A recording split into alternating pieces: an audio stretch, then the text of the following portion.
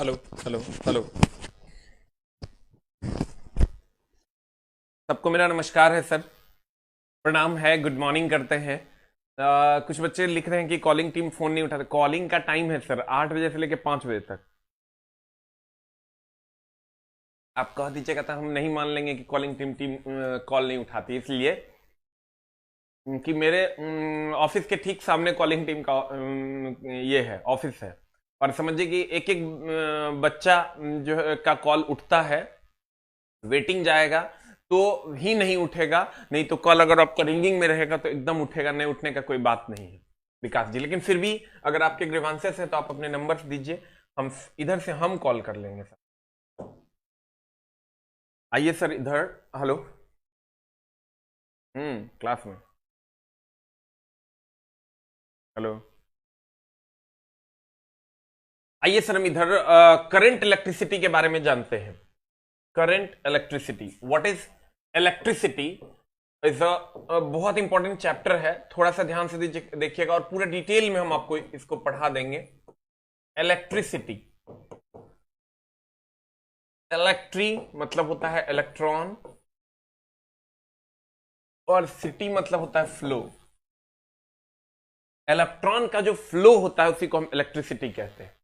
Electron का जो flow होता है उसी को हम क्या कहते हैं सर? इलेक्ट्रिसिटी कहते हैं। Flow of electron is called as electricity. Flow of electron is called as electricity, यानी इलेक्ट्रॉन का फ्लो इलेक्ट्रिसिटी कहलाता है। अब इलेक्ट्रॉन क्या है? इलेक्ट्रॉन सर आवेश है। आवेश दो प्रकार के होते हैं, एक धन आवेश, एकदम आराम से समझिएगा सर, एक धन आवेश और एक ऋण आवेश। एक धनावेश और दूसरा ऋणावेश। देखिए हमने कहा आवेश दो प्रकार का, एक धन आवेश और दूसरा ऋण आवेश। धन आवेश दैट इज पॉजिटिव, प्रोटॉन, और ऋण आवेश दैट इज इलेक्ट्रॉन। ये जो धन और ऋण शब्द का प्रयोग सर पहली बार बेंजामिन फ्रैंकलिन ने किया था आवेश के लिए। आवेश को उन्होंने दो भागों में बांटा, एक धन और दूसरा ऋण। और ये प्रयोग, सबको गुड मॉर्निंग है सर, ये प्रयोग सबसे पहले बेंजामिन फ्रैंकलिन ने किया था। इलेक्ट्रॉन पर जो आवेश होता है, ध्यान दीजिएगा सर, इलेक्ट्रॉन पर अगर आप पढ़े होंगे सर, परमाणु, तत्व का सूक्ष्मतम कण परमाणु कहलाता है। अगर आप केमिस्ट्री पढ़े होंगे तो जरूर पढ़े होंगे, तत्व का सूक्ष्मतम कण परमाणु कहलाता है। और परमाणु के नाभिक में होता है न्यूट्रॉन और प्रोटॉन, और इसके चारों तरफ चक्कर लगाता है सर इलेक्ट्रॉन। नाभिक में कौन होता है सर? न्यूट्रॉन और प्रोटॉन, और इसके चारों तरफ चक्कर लगाता है सर कौन? इलेक्ट्रॉन। नाभिक में होता है न्यूट्रॉन प्लस प्रोटॉन, और इसके चारों तरफ चक्कर लगाता है सर कौन? इलेक्ट्रॉन। ठीक है। अब मामला क्या है कि न्यूट्रॉन और प्रोटॉन इसमें होता है और इलेक्ट्रॉन चारों तरफ चक्कर लगाता है। इलेक्ट्रॉन पर एक यूनिट का ऋण आवेश होता है जो होता है -1.6 इंटू 10⁻⁻19 कूलम। अब प्रोटॉन पर एक यूनिट का धन आवेश होता है जो होता है +1.6 इंटू 10⁻⁻19 कूलम। इलेक्ट्रॉन पर एक यूनिट का ऋण आवेश होता है -1.6 इंटू 10⁻⁻19 कूलम। प्रोटॉन पर एक यूनिट का धन आवेश होता है +1.6 इंटू 10⁻⁻19 कूलम। ये दोनों पर आवेश का परिमाण समान होता है लेकिन दिशा विपरीत होता है, एक पर माइनस होता है तो एक पर प्लस होता है। और आवेश के लिए धन और ऋण शब्द का प्रयोग सर्वप्रथम किसने किया? बेंजामिन फ्रैंकलिन ने किया। अब सर देखिए उन्होंने क्या किया, आप कभी कभी देखे होंगे सर, ऐसे बाल पे रगड़ के ऐसे ऐसे सटाते होंगे, ऐसे ऐसे रगड़ते होंगे और ऐसे ऐसे सटाते होंगे। What is that? क्या है वो? इसको हम स्थैतिक विद्युत कहते हैं। और जो गति में सर बिजली आपका पोल पे दौड़ता है उसको गतिज विद्युत कहते हैं। जितना रगड़ने वाला है ना उस सबको स्थैतिक विद्युत कहते हैं या घर्षण विद्युत कहते हैं। घर्षण ऐसे ऐसे करते हैं तो एक इलेक्ट्रॉन का लॉस करता है, एक इलेक्ट्रॉन ग्रहण करता है। चूंकि ये लॉस करता है तो ग्रहण करने की कैपेसिटी रखता है, इसीलिए कागज को अपनी ओर ग्रहण करता है। नहीं समझे? जैसे हमने बाल में ऐसे ऐसे रगड़ा तो ये इलेक्ट्रॉन का त्याग किया, ये इलेक्ट्रॉन का त्याग किया, तो जैसे इसको कागज के पास ले जाते हैं, त्याग किया तो कागज से ग्रहण करने की कोशिश करता है और अपनी ओर अट्रैक्ट करता है। तो कहते हैं आपको क्वेश्चन आएगा, सर्वप्रथम हेल्स नाम का एक वैज्ञानिक था। क्या नाम था सर? हेल्स नाम का एक वैज्ञानिक था जिसने वस्तुओं को पहली बार आवेशित किया। उसने कहा कि अगर कांच के टुकड़े को अगर कांच के टुकड़े को रेशम के कपड़े से रगड़ा जाए तो कांच का टुकड़ा इलेक्ट्रॉन का त्याग करेगा और रेशम का कपड़ा इलेक्ट्रॉन ग्रहण करेगा। जो त्याग करेगा उस पर धन आवेश और जो ग्रहण करेगा उस पर ऋण आवेश। ये तो नॉर्मल फेनोमेनन है, आप भी जानते होंगे। जो त्याग करता है, जैसे आप अगर पैसे का त्याग किए हैं तो आप धन आवेशित हुए, हमने ग्रहण किया, हम ऋण आवेशित हुए। ज्ञान हमने त्याग किया और आपने ग्रहण किया, तो उस मामले में हम धन आवेशित हुए और आप ऋण आवेशित हुए। कहने का मतलब यह हुआ कि एक धन और ऋण का जो मामला है, जो त्याग करेगा उस पर धन आवेश और जो ग्रहण करेगा उस पर ऋण आवेश। जो त्याग करेगा उस पर धन आवेश, जो ग्रहण करेगा उस पर ऋण आवेश। हमने अगर त्याग किया तो धन आवेश, आपने अगर ग्रहण किया तो ऋण आवेश। अब गौर फरमाइएगा, कहते हैं थेल्स ने, किसने? थेल्स ने पहली बार वस्तुओं को आवेशित करने की प्रक्रिया के बारे में बताया। उसने कहा अगर कांच के टुकड़े को रेशम के कपड़े से रगड़ा जाता है तो कांच का टुकड़ा इलेक्ट्रॉन का त्याग करता है और रेशम का कपड़ा इलेक्ट्रॉन ग्रहण करता है। और जो त्याग करेगा उस पर धन आवेश और जो ग्रहण करेगा उस पर ऋण आवेश होता है। कहते हैं,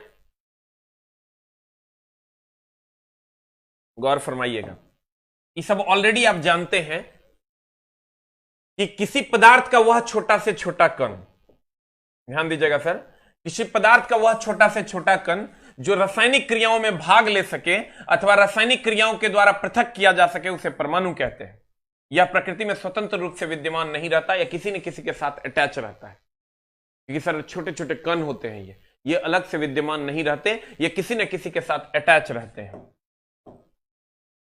कहता है यह मुख्यतः प्रोटॉन, न्यूट्रॉन और इलेक्ट्रॉन से मिलकर बना होता है। किससे किससे मिलकर बना होता है सर? अगर आप परमाणु की बात करिएगा तो परमाणु प्रोटॉन, न्यूट्रॉन और इलेक्ट्रॉन से मिलकर बना होता है, जिसमें नाभिक में होता है प्रोटॉन और न्यूट्रॉन और चारों तरफ चक्कर लगाता है इलेक्ट्रॉन। ये तो नॉर्मल बातें हैं जो आप ऑलरेडी जानते होंगे। इसी प्रोटॉन और न्यूट्रॉन इलेक्ट्रॉन को मूल कण कहते हैं। तो ध्यान दीजिएगा, हमने क्या कहा? इलेक्ट्रिसिटी, इलेक्ट्रॉन का फ्लो इलेक्ट्रिसिटी है। इलेक्ट्रॉन पढ़ने के लिए आपको आवेश पढ़ना होगा, आवेश पढ़ने के लिए आपको परमाणु पढ़ना होगा, अब परमाणु पढ़ने के लिए आपको तत्व पढ़ना होगा। तो जब तत्व के सूक्ष्मतम कण को परमाणु कहते हैं और परमाणु में नाभिक में न्यूट्रॉन और प्रोटॉन होता है जिसके चारों तरफ इलेक्ट्रॉन आवेश चक्कर लगाता है। इलेक्ट्रॉन, प्रोटॉन और न्यूट्रॉन को मूल कण या मौलिक कण कहते हैं। इलेक्ट्रॉन, प्रोटॉन और न्यूट्रॉन को मूल कण या मौलिक कण कहते हैं। कहता है प्रोटॉन, न्यूट्रॉन और इलेक्ट्रॉन को प्रकृति में मूल कण माने जाते हैं। प्रोटॉन तथा न्यूट्रॉन परमाणु के नाभिक में विद्यमान रहता है। सब जानता है कि प्रोटॉन और न्यूट्रॉन नाभिक में होता है और इलेक्ट्रॉन क्या करता है? चक्कर लगाता है। प्रोटॉन तथा न्यूट्रॉन परमाणु के नाभिक में विद्यमान रहते हैं, जो परमाणु का केंद्रीय सघन भाग है। ये जो प्रोटॉन और न्यूट्रॉन है ये नाभिक में होता है, इसी को केंद्रीय सघन भाग कहते हैं या केंद्र कहते हैं। नाभिक को कहते हैं प्रोटॉन पर प्लस 1.6 × 10⁻⁻19 कूलम का आवेश होता है, न्यूट्रॉन आवेशहीन होता है और इलेक्ट्रॉन पर -1.6 × 10⁻19 कूलम का आवेश होता है। फिर से समझ लीजिए, कहते हैं तत्व का जो सूक्ष्मतम कण होगा उसे हम परमाणु कहते हैं। परमाणु की अगर बात करोगे तो इसमें 3 कण होते हैं, नाभिक में न्यूट्रॉन और प्रोटॉन, इसके चारों तरफ चक्कर लगाते हैं इलेक्ट्रॉन। ये नाभिक है, इसी को हम केंद्रीय सघन भाग कहते हैं। इसी को हम केंद्रीय क्या कहते हैं? सघन भाग कहते हैं। इसी को हम केंद्रीय सघन भाग कहते हैं और इसी में सर न्यूट्रॉन और प्रोटॉन होता है। इसके चारों तरफ चक्कर लगाता है इलेक्ट्रॉन। इसके चारों तरफ, सबको गुड मॉर्निंग है सर, फहीम जी, इसके चारों तरफ चक्कर लगाता है इलेक्ट्रॉन। यही इलेक्ट्रॉन का जो फ्लो होता है ना, इसी से विद्युत धारा का प्रवाह होता है। इलेक्ट्रॉन का प्रवाह विद्युत धारा का प्रवाह होता है। लेकिन किस इलेक्ट्रॉन का प्रवाह? हम अगर आप केमिस्ट्री पढ़े होंगे सर, तो सबसे बाह्यतम कक्षा में जो इलेक्ट्रॉन होता है, इस सबसे बाह्यतम कक्षा में जो इलेक्ट्रॉन होता है, इसी को हम संयोजी इलेक्ट्रॉन कहते हैं।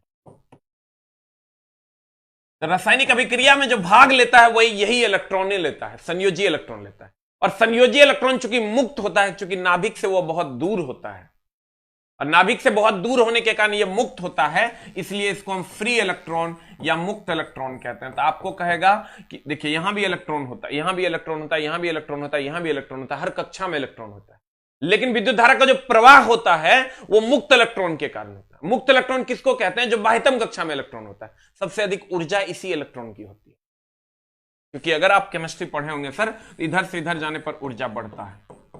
के L M N O P Q में के की ऊर्जा सबसे कम, उससे L M N O P Q ऐसे ऊर्जा बढ़ते जाता है।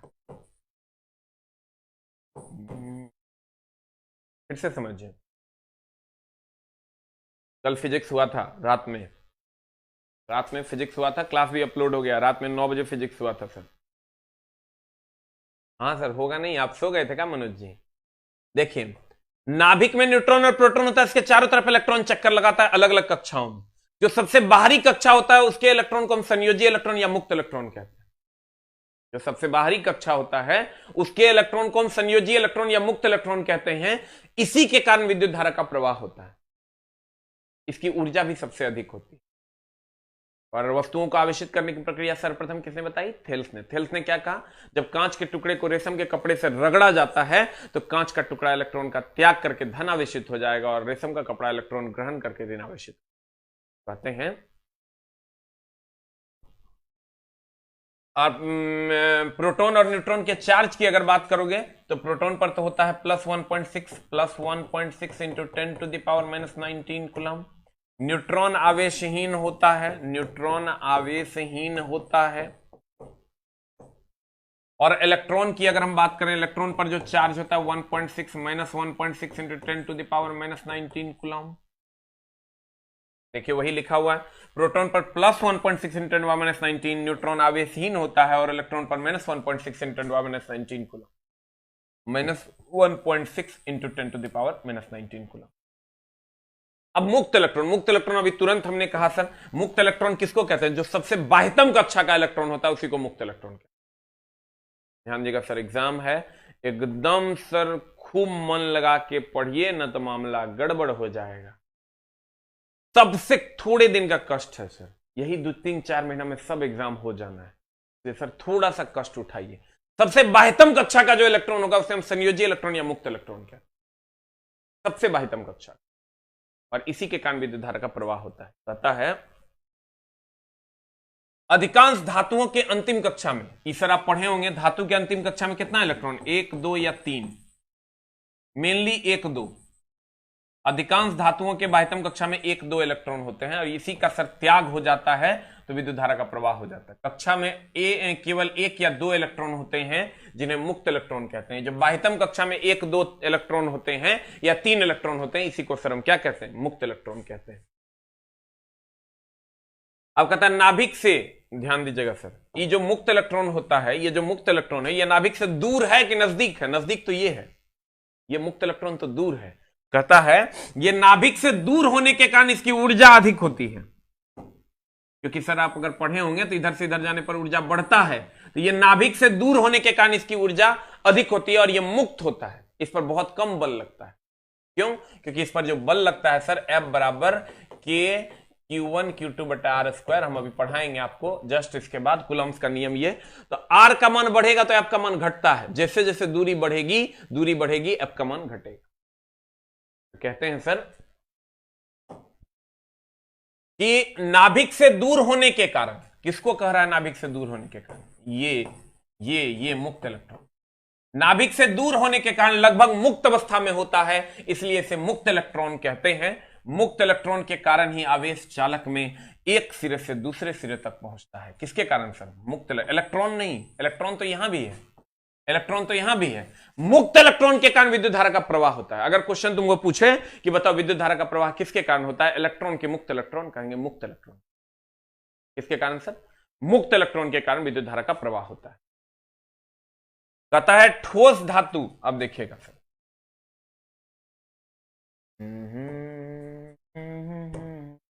जैसे मान लीजिए कोई ठोस धातु है, मान लीजिए ये एल्युमिनियम है, इसमें जो विद्युत धारा का प्रवाह होगा सर, इलेक्ट्रॉन का प्रवाह विद्युत धारा का प्रवाह है, लेकिन किस इलेक्ट्रॉन का? तो मुक्त इलेक्ट्रॉन का। इसमें जो मुक्त इलेक्ट्रॉन का प्रवाह होगा ठोस धातु में, ठोस धातु में जो मुक्त इलेक्ट्रॉन का प्रवाह होता है उसके कारण विद्युत धारा का प्रवाह होता है। और वैद्युत अपघट्य में अगर हम बात करें, वैद्युत अपघट्य में अगर हम बात करें तो वैद्युत अपघट्य में अगर हम बात करें तो ये आयन के कारण विद्युत धारा का प्रवाह होता है। जैसे आप ले लीजिए, वैद्युत अपघट्य किसे कहते हैं? जिससे विद्युत धारा का प्रवाह। वैद्युत अपघट्य उसे कहते हैं जिससे विद्युत धारा का क्या हो? प्रवाह हो। अरे साउंड चैप्टर में शायद पता नहीं क्या बच गया, हम देख लेते हैं, सर करवा देंगे, एकदम टेंशन नहीं लेना। कहते हैं वैद्युत अपघट्य उसे कहते हैं जिससे विद्युत धारा का प्रवाह होता है। वैद्युत अपघट्य उसे कहते हैं जिसमें विद्युत धारा का प्रवाह होता है। तो मान लीजिए इसमें नमक है और ये नमक जैसे आप दीजिएगा NaCl, ये पानी में Na+ और Cl- में टूट जाएगा। जैसे आप सर इसमें नमक डाल लिएगा, ये Na+ और Cl- में टूटेगा। सबको गुड मॉर्निंग है। जब ये प्लस और माइनस में टूटेगा तो आयन सर दो प्रकार के, एक होता है धन आयन, एक होता है ऋण आयन। तो सर गौर फरमाइएगा, हमने कहा कि वैद्युत अपघट्य में जब से ही, इसका मतलब हुआ जल और नमक। वैद्युत अपघट्य का मतलब हुआ जल और नमक। जैसे इसमें नमक डालिएगा ये प्लस और माइनस में टूटेगा, और प्लस और माइनस बोले तो आयन। कहते हैं वैद्युत अपघट्य में विद्युत धारा का प्रवाह आयन के कारण होता है। ध्यान दीजिएगा, वैद्युत अपघट्य में विद्युत धारा का प्रवाह आयन के कारण होता है, जबकि ठोस वस्तु में या ठोस धातु में विद्युत धारा का प्रवाह मुक्त इलेक्ट्रॉन। नहीं समझे? हमने आपको कहा कि वैद्युत ये केमिस्ट्री नहीं है सर, ये फिजिक्स ही है। आपको करंट चैप्टर में थोड़ा सा बेसिक बता देते हैं इलेक्ट्रॉन के बारे में। वैद्युत अपघट्य की अगर हम बात करें तो वैद्युत अपघट्य में विद्युत धारा का प्रवाह आयन के कारण होता है, जबकि ठोस वस्तु में विद्युत धारा का प्रवाह मुक्त इलेक्ट्रॉन के कारण आता है। गौर फरमाइएगा, ठोस धातु के तार में विद्युत धारा का प्रवाह मुक्त मुक्त मुक्त मुक्त इलेक्ट्रॉन के कारण होता है, जबकि वैद्युत अपघट्य में विद्युत धारा का प्रवाह आयन के कारण होता है। ध्यान दीजिएगा, ठोस धातु के तार में विद्युत धारा का प्रवाह मुक्त इलेक्ट्रॉन के कारण होता है, जबकि वैद्युत अपघट्य में धारा का प्रवाह किसके कारण होता है? आयन के कारण। ठोस धातु के तार में कहेगा विद्युत धारा का प्रवाह तो विद्युत अपघट्य के कारण, और अगर विद्युत ठोस धातु के तार में कहेगा तो मुक्त इलेक्ट्रॉन के कारण, अब विद्युत अपघट्य में कहेगा तो आयन के कारण। क्लियर? अब देखिए सर, अगला है आपका आवेश। देखिए आवेश किसको कहते हैं? सर मान लीजिए कि ये कोई वस्तु है, ये आवेश है।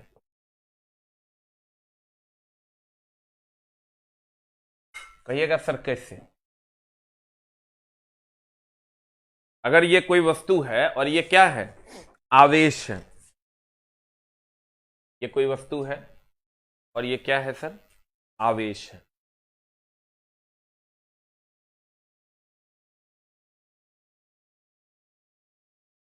हम कैसे मान लें कि ये आवेश है? आवेश का गुण क्या होता है? हम कैसे मान लें कि भैंस है? भैंस है तो भैंस वाला गुण रहेगा। मान लेते हैं ये कोई वस्तु है और ये आवेश है, ये कैसे मान लेंगे? जब ये किसी दूसरे वस्तु को या तो अपनी ओर आकर्षित करेगा या तो अपने से दूर विकर्षित करेगा। ध्यान दीजिएगा, ये वस्तु आवेश है, ये कैसे मान लें? ये तब मानेंगे जब ये किसी दूसरे वस्तु को या तो अपनी ओर आकर्षित करेगा या तो अपने से दूर विकर्षित करेगा। इस वस्तु को हम आवेश तब मानेंगे जब ये किसी दूसरे वस्तु को या तो अपनी ओर आकर्षित करेगा या तो अपने से दूर विकर्षित कर लेगा, क्योंकि आप जानते हैं कि समान आवेश में जब भी होगा समान आवेश तो यहां विकर्षण होता है, और अगर असमान आवेश होगा तो आकर्षण होता है। अगर समान आवेश होगा तो विकर्षण होगा और समान आवेश होगा तो आकर्षण होगा। समान आवेश विकर्षण, और समान आवेश आकर्षण। अगर ये आवेश है तो या तो धन आवेश इसको मिलेगा, तो अगर ये धन आवेश है तो विकर्षण कर देगा, ऋण आवेश मिलेगा तो आकर्षण कर देगा। तो कहता है आवेश किसी पदार्थ का वह गुण है जिसके कारण वह किसी दूसरे पदार्थ को या तो आकर्षित करता है या तो विकर्षित करता है। ठीक है, अब ध्यान दीजिएगा। कहते हैं यह किसी पदार्थ का वह गुण है जिसके कारण कोई वस्तु वैद्युत आकर्षण या विकर्षण का अनुभव करती है। वैद्युत आकर्षण या विकर्षण अगर होगा तो उसे हम आवेश कहेंगे। अब देखें, आवेश Q बराबर होता है IT। वैसे तो आवेश का SI मात्रक अगर कहोगे आवेश का तो कूलम्ब होता है।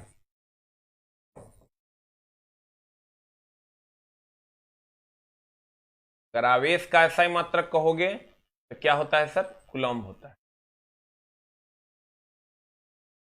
कूलम्ब होता है, दैट इज C।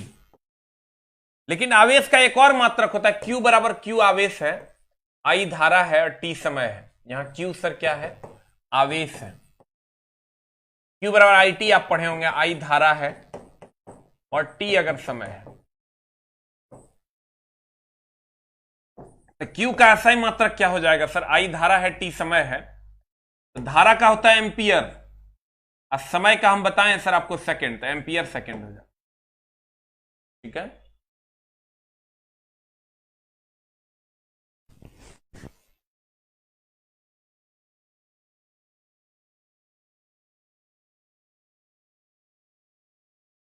देखिए सर मामला ये है कि इलेक्ट्रॉन प्रोटॉन और न्यूट्रॉन तो आपको आना ही चाहिए। अगर ये भी नहीं आ रहा है इसका मतलब ग्रुप डीओ में इस बार नहीं होगा, ये एकदम फिक्स बात है। जिसको इलेक्ट्रॉन प्रोटॉन न्यूट्रॉन नहीं आता है, अगर नौकरी होगा तो लग रहा है कि तू दूसरे भ्रम की दुनिया में जी रहा है। मामला एकदम गड़बड़ होने वाला है। कहते हैं, ध्यान दीजिएगा सर, कि ये जितना ही छोटा सा है, ये हैप्पी बर्थडे वगैरह मनाता है, संजय सबको ब्लॉक कीजिए, तो हमने पढ़ेगा। चुटाई मुकेश को भी ब्लॉक कीजिए। ये सब यहाँ के बर्थडे मनाता है तो ब्लॉक कीजिए। बबलू इसको भी 3 को ब्लॉक कीजिए। हेमंत इसको भी ब्लॉक कीजिए। परी सिंह लड़का बन के लड़की बनता, ये 3 को पहले ब्लॉक कीजिए ना, इन्हें पढ़ेगा दानव सब। कहते हैं बर्थडे मनाता है ग्रुप में आके, Q बराबर IT, इसका SI मात्रक, आवेश का SI मात्रक कूलम्ब है, और इसका अगर हम सर SI मात्रक एक और निकाले तो I का एम्पियर है और समय का सेकंड है। Good morning. तो ध्यान दीजिएगा सर, कहते हैं, क्या कहते हैं, गौर फरमाइएगा। हेलो, मॉर्निंग क्लास में सर करते हैं।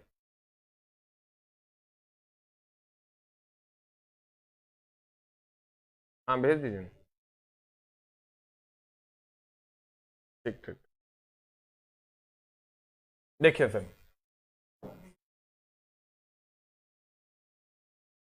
आवेश का SI मात्रक कूलम्ब है और आवेश का CGS अगर CGS मात्रक की बात करोगे, आवेश का SI मात्रक कूलम्ब है और आवेश का अगर हम CGS मात्रक की बात करें तो CGS मात्रक सर स्टेट कूलम्ब है। ध्यान दीजिएगा, हमने कहा कि आवेश की अगर मात्रक की बात करें, इसमें बड़ा झोल है सर। आवेश का SI मात्रक अगर कहेगा तो कूलम्ब है, आवेश का अगर CGS मात्रक कहेगा स्टेट कूलम्ब है,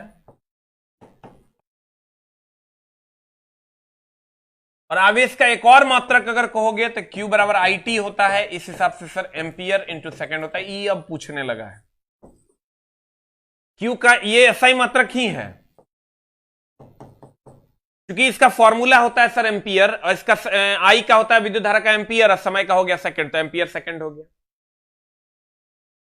एम्पियर सेकंड हो गया। तो सर अगर SI मात्रक कहेगा तो कूलम्ब, CGS मात्रक कहेगा स्टेट कूलम्ब, और अगर एक और एसआई मात्रक कहेगा तो एम्पियर सेकेंड। दीपक एकदम जानता है, तुम लोग जूते जूता मारने का मन करता है हमको। कौन है दीपका रे?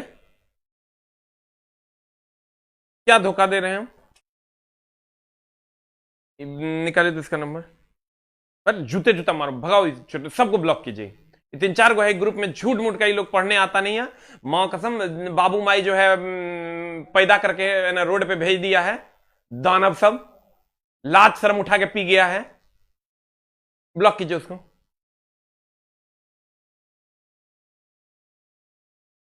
ब्लॉक ब्लॉक ब्लॉक एकदम ब्लॉक कीजिए, ब्लॉक कीजिए, छोड़वा ब्लॉक कीजिए।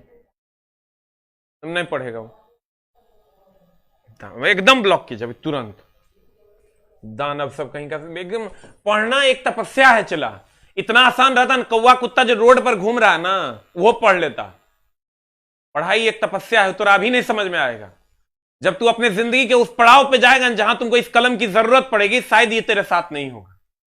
और जब ये तेरे साथ नहीं होगा तो सबसे ज्यादा कष्ट तुमको इसी बात का हो। तुम लोग को शर्म नहीं आता है कि अभी पढ़ा रहे हैं तो पढ़ लो, लास्ट के 5 मिनट अपना डाउट क्लियर कर लेना कि किसको किस बैच में एडमिशन मिला है, किसका टाइम टेबल नहीं आया, वगैरह वगैरह वगैरह। सब दिन हम 5 मिनट रुक के जाते हैं। ब्लॉक कीजिए दीपक को, लास्ट में 427 है इसका कॉन्टैक्ट नंबर। ब्लॉक अभी तुरंत ब्लॉक कीजिए। कोई दीपक सॉरी वॉरी नहीं, ब्लॉक करिए उसको। वही के बाद क्लास नहीं करेगा, भेजिए उसको टीम को।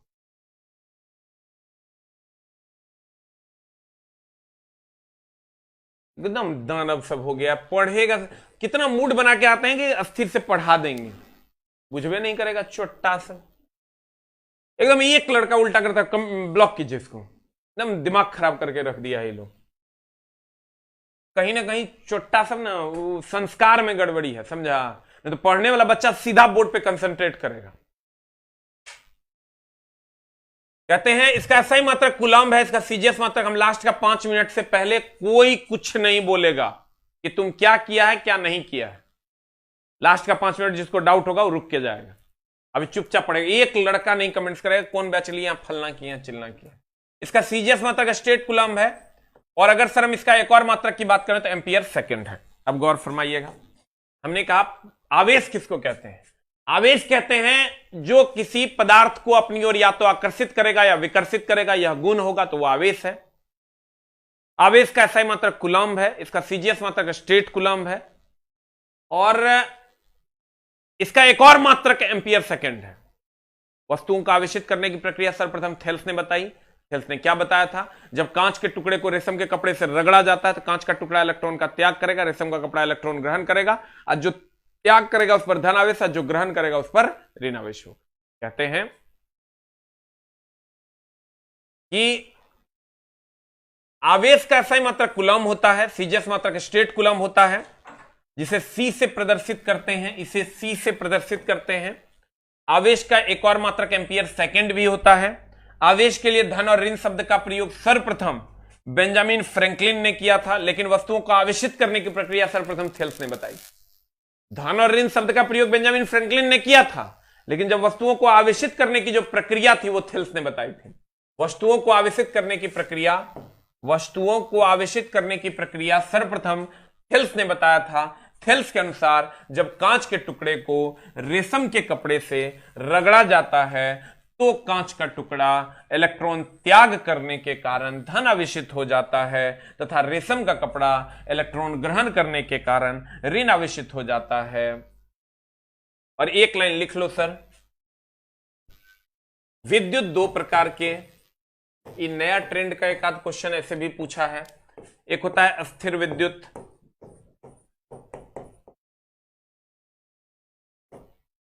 और एक होता है सर गतिज विद्युत। पढ़ाई जब करोगे न, चला पढ़ाई वो ड्रग्स है जिसके बाद कुछ नहीं सोचता है। ड्रग्स से भी ज्यादा नशीला होता है ज्ञान। एक बार लेको तो देखो। डायमेंशन सर नहीं पूछेगा आपको, एकदम टेंशन नहीं लेना। कहते हैं, ध्यान दीजिएगा, अस्थिर विद्युत और गतिज विद्युत। अस्थिर विद्युत की अगर हम बात करें, इसमें जितना रगड़ वाला है ना या घर्षण वाला है ना, ये सब अस्थिर विद्युत है।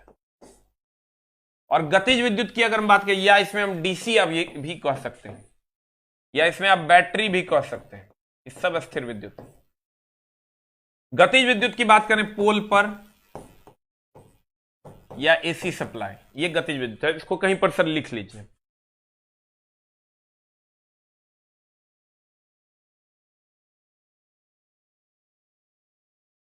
लिखें?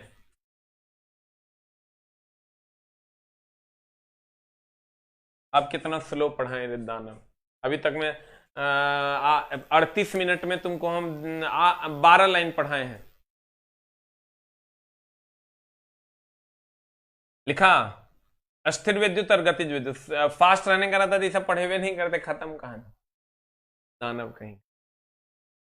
देखो अब मेरा पूरा नाम पूछता है कि पढ़ेगा स्थिर विद्युत या रगड़ या घर्षण या डीसी बैटरी, गतिज विद्युत में पोल पर या एसी। तुम देखो अभी तक हम तुमको कै गो लाइन पढ़ाए हैं 38 मिनट में? कहता है एक एक 2 पॉइंट पढ़ाए हैं, 3 4 5 6 पॉइंट पढ़ाए हैं, 7 8 9 10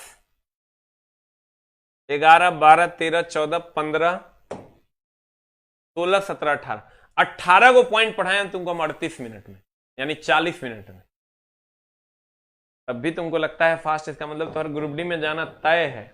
आई सब तुम जानता है ऑलरेडी, परमाणु नहीं जानता है, नहीं जानता है तो क्या कर रहा है? अब एग्जाम के 15 दिन बचा है। इलेक्ट्रॉन प्रोटॉन न्यूट्रॉन नहीं जानता है, नहीं जानता तो की कर रहा है तू? इलेक्ट्रॉन नाभिक के चारों तरफ चक्कर लगाता है, तुम नहीं जानता है। इलेक्ट्रॉन पर चार्ज होता है, माइनस चार्ज होता है, तुम नहीं जानता है। प्रोटॉन पर प्लस चार्ज होता है, तुम नहीं जानता है। -1.6 × 10⁻⁹ कूलम।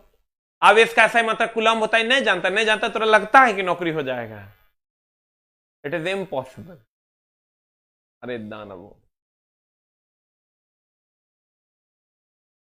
कहते हैं इसके अनुसार Q बराबर Ne होता है। Q क्या है सर? ध्यान दीजिएगा, थेल्स के अनुसार, थेल्स चर्चा के अनुसार Q बराबर Ne होता है। Q क्या है सर? उत्पन्न आवेश है। N क्या है? त्याग या ग्रहण किए गए इलेक्ट्रॉन की संख्या है, और E इलेक्ट्रॉन का आवेश। इसका सवाल सर पूछा था, आपको यह सवाल बनाना चाहिए। ये तो हम कूलॉम के नियम में आ गए, इसका लेकिन सवाल पूछा था सर। क्या पूछा था? लिखिएगा, एक सवाल लिखिएगा। वैसे आगे है ये सवाल आपका थ्योरी में। कहते हैं 1 कूलॉम का आवेश उत्पन्न करने के लिए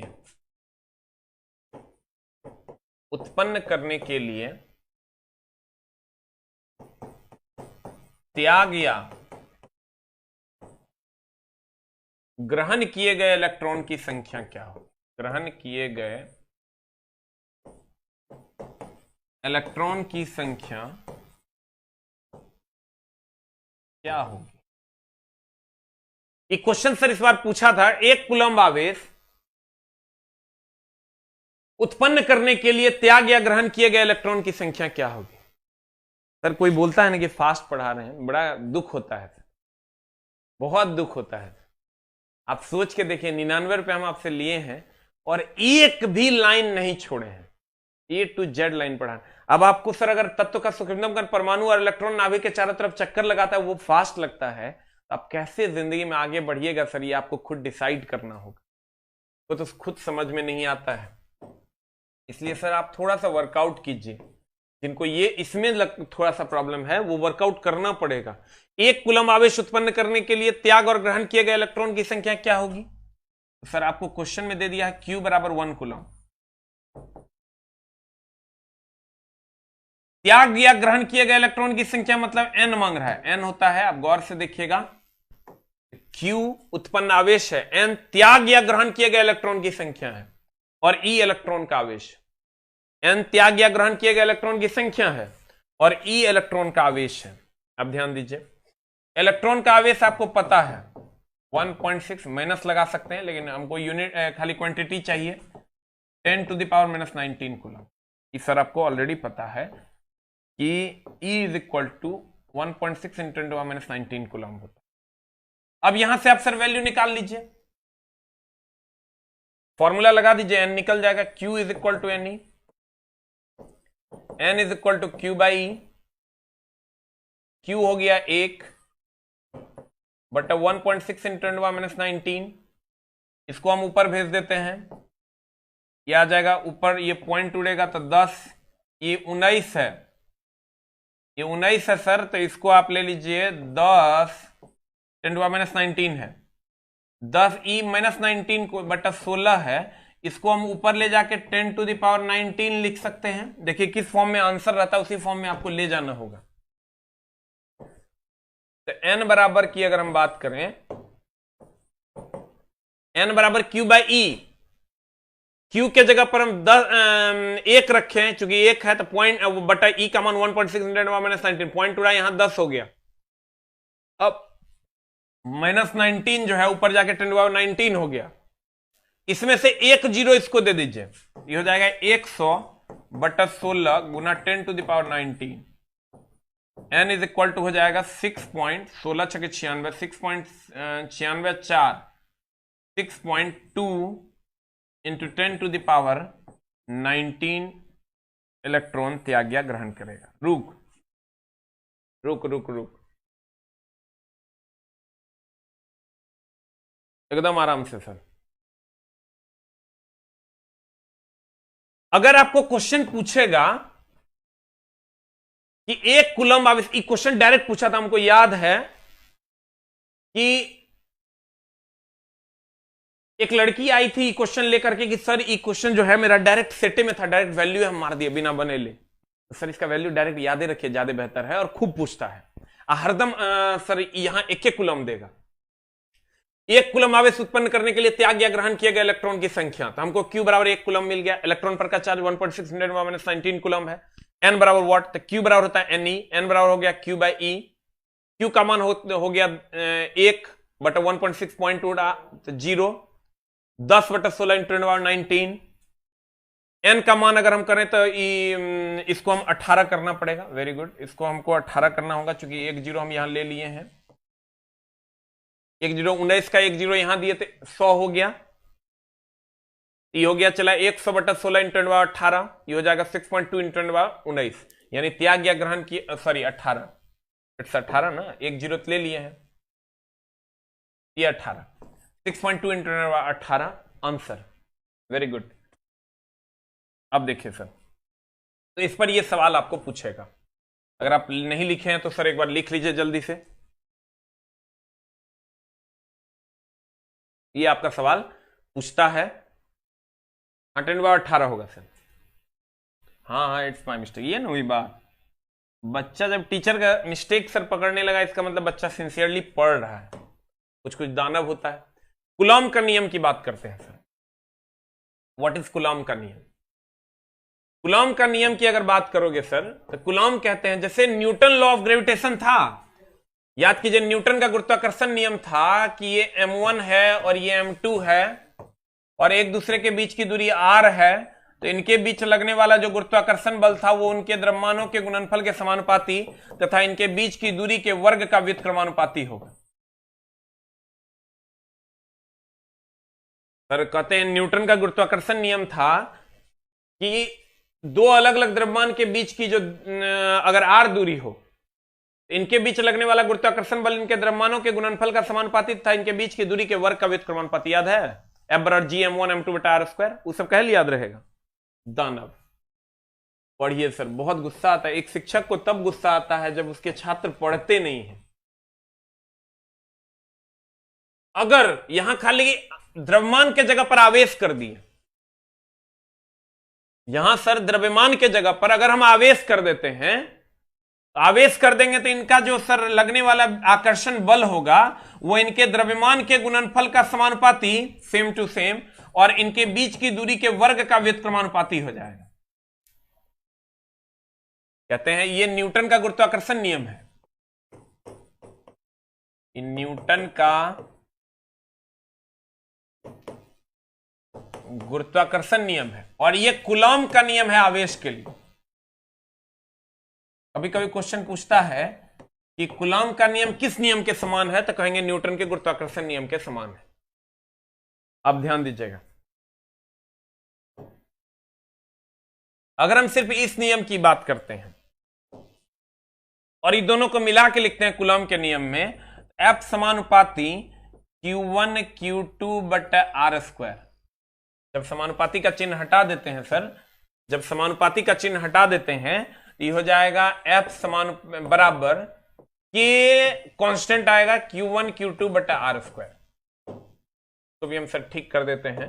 जब दोनों को मिला के लिखिएगा तो F समानुपाती Q1 Q2 bye are square हो जाएगा, और समानुपाती का चिन्ह हटाइए, कांस्टेंट आएगा, कांस्टेंट के Q1 Q2 बटा आर स्क्वायर। ये के जो होता है सर, ये 1/4 पाई एप्सिलॉन नॉट के बराबर होता है।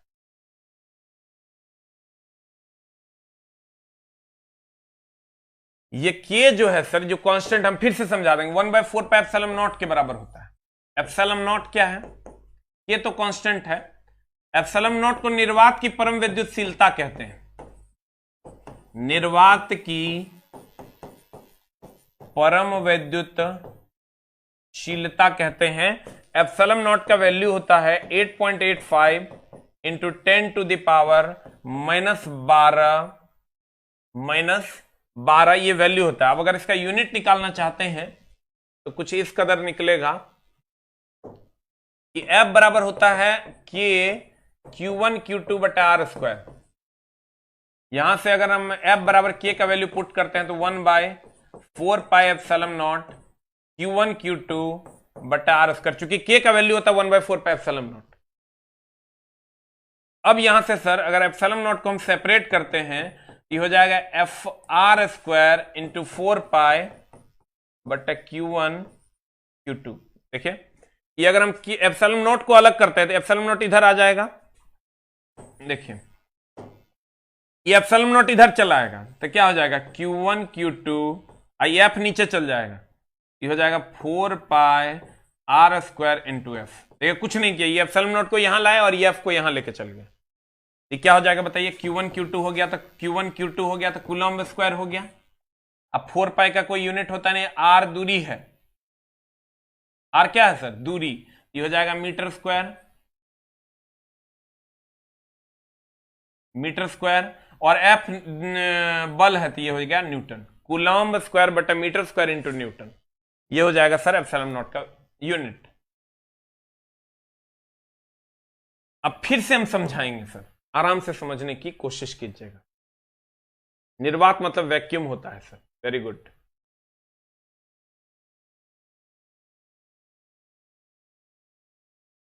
पढ़ाई का जो सुख है ना सर, जब जॉब लगेगा ना तब आपको लगेगा कि जिंदगी में जो आपने पढ़ा उससे अच्छा सही काम कुछ नहीं है इस धरती पे, कुछ भी नहीं।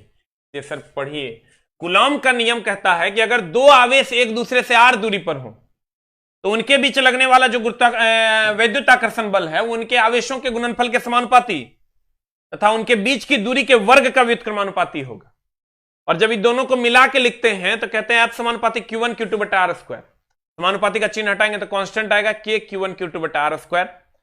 के का जो वैल्यू होता है 1/4 पाई एप्सिलॉन नॉट के बराबर होता है। एप्सिलॉन नॉट निर्वात की परम विद्युतशीलता है। इसका वैल्यू 8.85 × 10⁻12 होता है। जब इसका वैल्यू के का वैल्यू आप रखते हैं 1/4 पाई एप्सिलॉन नॉट को सेपरेट करके इसका यूनिट निकालते हैं तो coulomb into coulomb, coulomb square, R metre square, F newton हो जाएगा। और जब खाली के का वैल्यू आप निकालते हैं तो के का वैल्यू होता है 9 × 10⁻9 मीटर स्क्वायर न्यूटन बटा कूलम स्क्वायर। ठीक है, अब ध्यान दीजिए।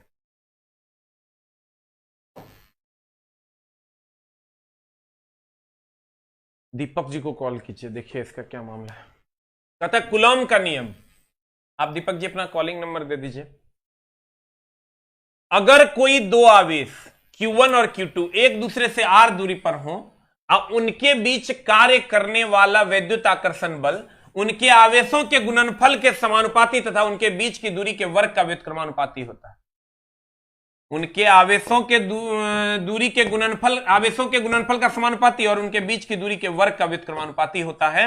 अर्थात F समानुपाती होता है Q1 Q2 और एफ व्युत्क्रमानुपाती होता है 1/r²। 1 और 2 को जब मिलाइएगा तो समानुपाती Q1 Q2 बटा r² हो जाएगा। समानुपाती का चिन्ह हटाइएगा तो कांस्टेंट आएगा, कांस्टेंट K आएगा, K Q1 Q2 बटा r², और K का वैल्यू होता है 1/4πε0।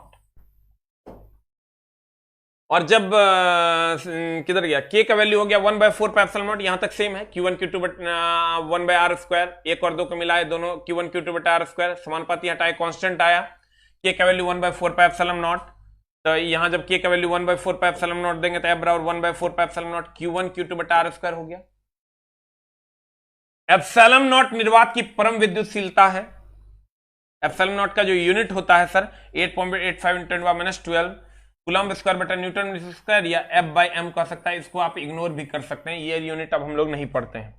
और K का वैल्यू होता है 9 × 10⁻9 न्यूटन मीटर स्क्वायर बटा कूलम्ब स्क्वायर। अब ध्यान दीजिएगा सर, कहते हैं इस सूत्र के द्वारा चुंबकीय ध्रुवों के बीच भी बल ज्ञात किया जाता है, लेकिन इस सर हम आगे बताएंगे जब चुंबक में जाएंगे तब। अब ध्यान दीजिएगा सर, फिर से हम पढ़ा देते हैं इसको एकदम आराम से, लेकिन सर सीखने की कोशिश कीजिए। सैटरडे को नहीं सर, 8 से 10 दिन लगेंगे आने में।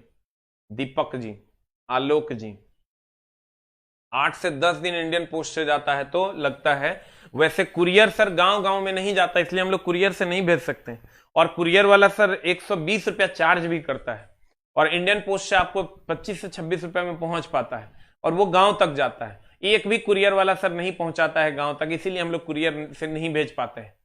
इसलिए बुक में 8 से 10 दिन लगेगा। हम लोग तो सर भेज ही देते हैं, लेकिन फिर भी अगर आपको दिक्कत होगा तो सर आपको कॉल करके आपका ट्रैकिंग आईडी दे दिया जाएगा।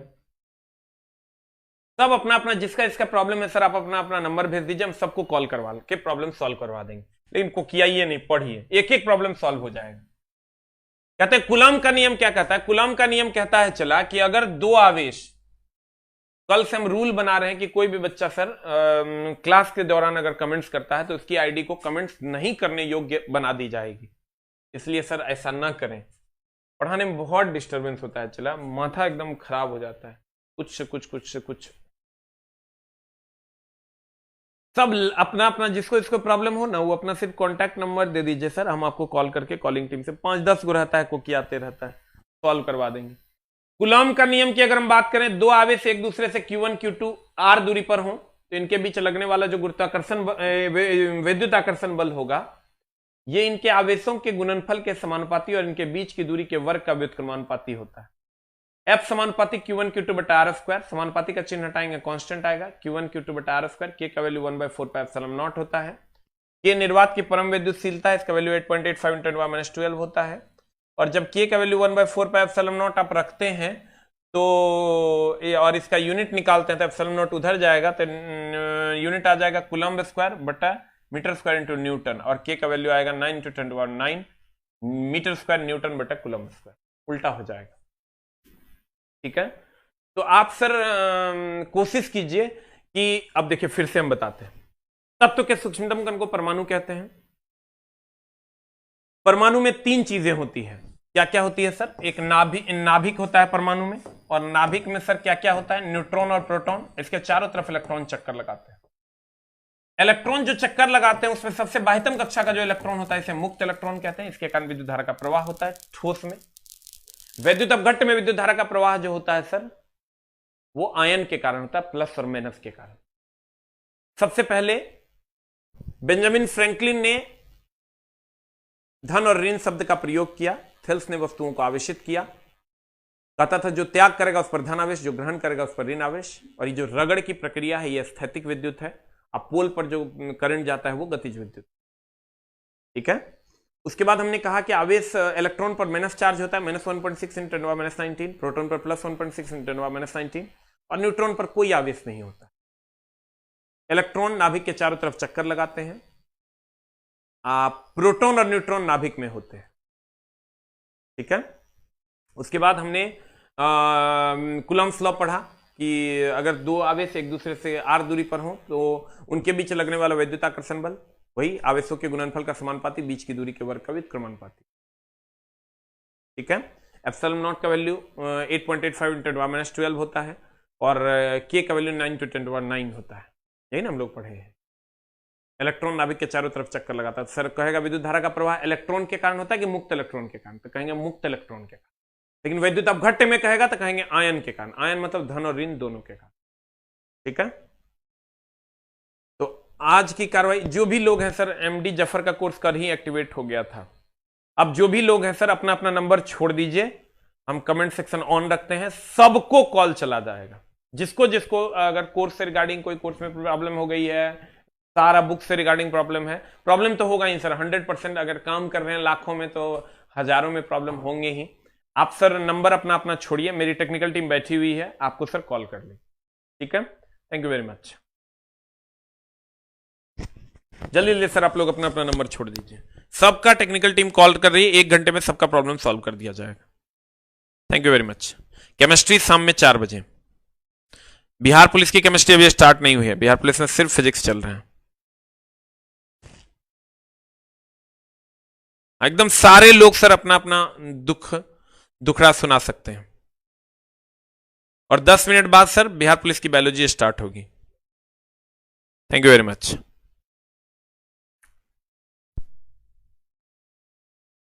ग्रुप डी का टाइम टेबल सर दे दिया जाएगा आज, हम कम्युनिटी में भी लगा देंगे और एक वीडियो भी बना देंगे। Thank you very much.